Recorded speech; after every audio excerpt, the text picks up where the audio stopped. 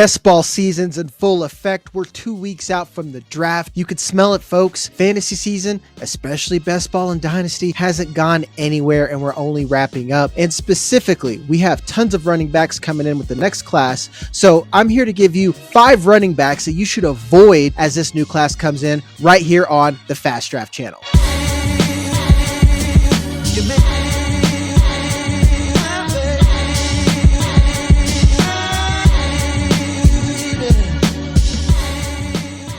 Right away, we're going to open up with a hot take.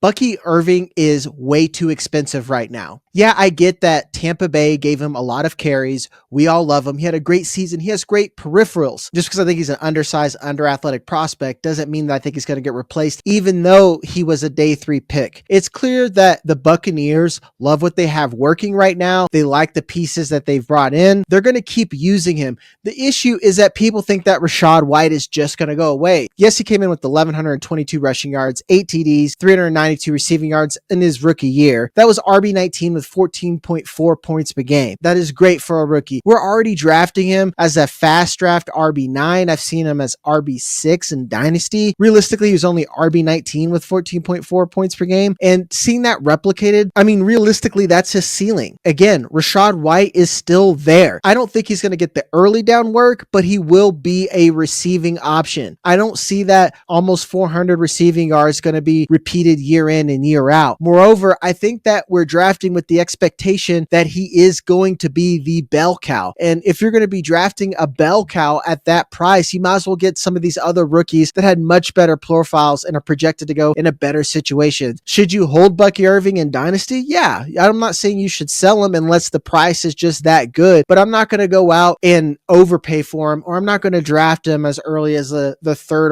or 4th round in Dynasty. And in best ball, especially at RB9, I'm going to be taking some of these other rookies like Trevion Henderson, Amarian Hampton, Quinshon Judkins. Next, we have Chase Brown. This is a real landmine. I think people are going into 2025 with the expectation, just like with Bucky Irving, that Chase Brown is going to be the only running back there. I find it hard to believe that they're not going to bring in other running backs. Moreover, we're already hearing rumors and rumblings that they're bringing in some of these other big guys to pair with Chase Brown. He had 990 rushing yards, 7 TDs, and receiving 360 yards and 4 TDs. That was RB14 with 16 points per game. I expect that to go down. There's a reason it took till a sophomore year to really break out and become the player that we thought he was. And a lot of that is that he's not as great of a runner as we all think. Much more effective as a scat back or a passing back. If they get Caleb Johnson or Judkins or any of these big bruisers, we could really see a dip in that early down production. Right now, he's a RB20 on Fast Draft. That doesn't seem so high in a vacuum, but some of these other folks, and again, a lot of these rookies are going behind him right now. And it's a great time for you to go in our Flex 4 tournament and get ahead of this ADP. Chase Brown, in my last final point, Chase Brown is a 5th round pick. I know I hyped up Bucky Irving, but Bucky Irving was already a highly rated prospect that fell. Chase Brown never really had that hype. Then he came in, then he didn't play, and then after a lot of that roster either was traded away like Joe Mixon or got injured, he was thrust into a bell cow role. We can't expect that to continue. And we've had a history and seen with these day 3 running backs like Dameon Pierce, Michael Carter,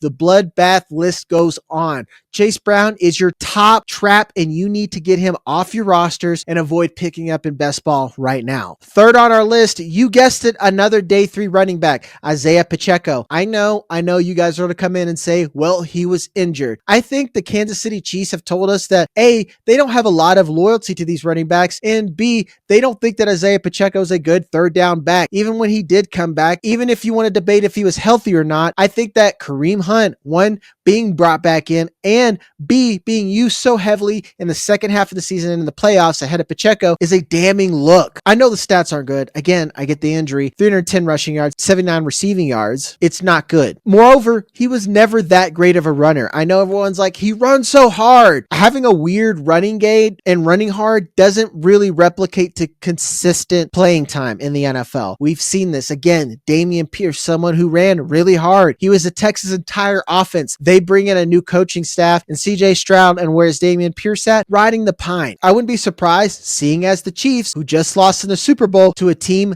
that just got Saquon Barkley, if they don't try to replicate some of that success and get their own version in here in the draft. Again, we keep saying that it's deep. I don't even think he'd be drafted if he was coming along in the NFL along with the rest of this batch. The Chiefs tag is what's holding up his fast draft ADP. RB20, not someone I really want on my roster. Number 4, Tyrone Tracy Jr. Now, this is tentative. I like Tyrone Tracy. I think he still has a role, but I think it's the same situation that we talked about with Chase Brown or Bucky Irving, where I don't think we're going to still see him used as a bell cow. He's a decent receiver and a solid rusher, even though he came in as a tweener with 839 rushing yards, 5 TDs, 284 receiving yards, and a TD, RB34 with 10.8 points per game on a bad offense, which says a lot.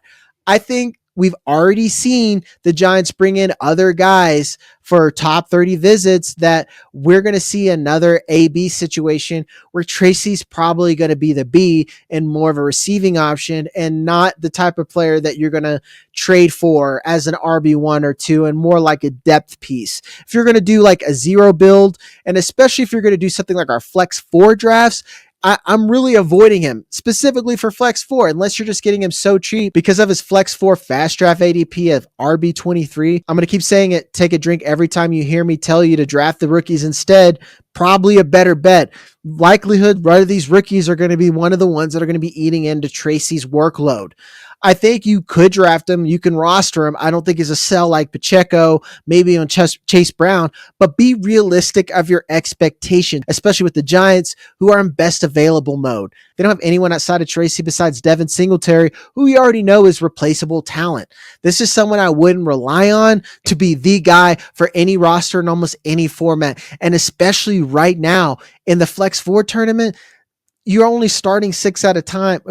You're only starting 4 at a time and you're only drafting 6. Likelihood is there's 6 other guys that could serve you better. Next, at number 5, we have Brian Robinson. Fast draft running back 27. He's someone I've liked.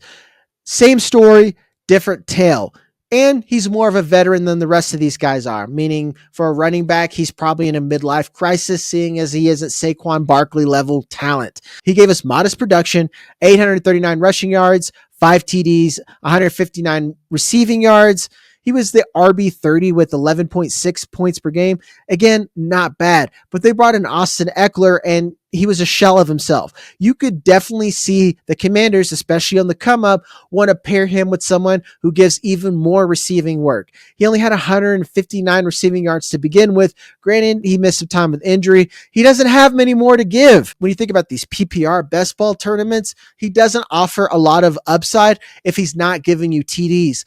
And he's competing with rushing TDs with a rushing quarterback. It just seems like we've seen him at his peak, and I want other people on my roster at this price. Do I think that Judkins or someone else could replace him? It could happen. Again, I do think that there's going to be a role for him, and I do think he can get maybe even 5 TDs again, but I don't think that we're going to see anything through the air. I could see that rushing total fall to like 750 or below 700 if another running back, let's say like Woody Marks or some of these other scat backs can come in and earn significant touches. I wouldn't rule out Trevion Henderson coming in and just kind of being a bell cow because he's a much stronger runner than a lot of people think. Probably the best third down back and the most explosive back in this class. On an offense on the come up, look for the running back that seems like the outlier and one of the weaker points of this offense to get replaced. If you guys want more content like this, again, hit the like, subscribe button. I'll have more pods with you, more guests, more short, quick hitting videos for you all season long, all off season. If you want to get on an Origins tournament that's almost full, we're doing a $50 deposit match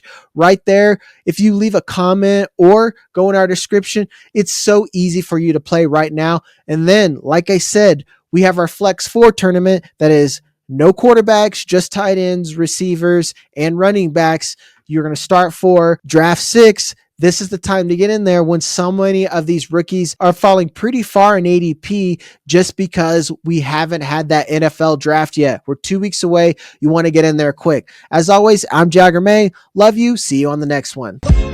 So I thought I needed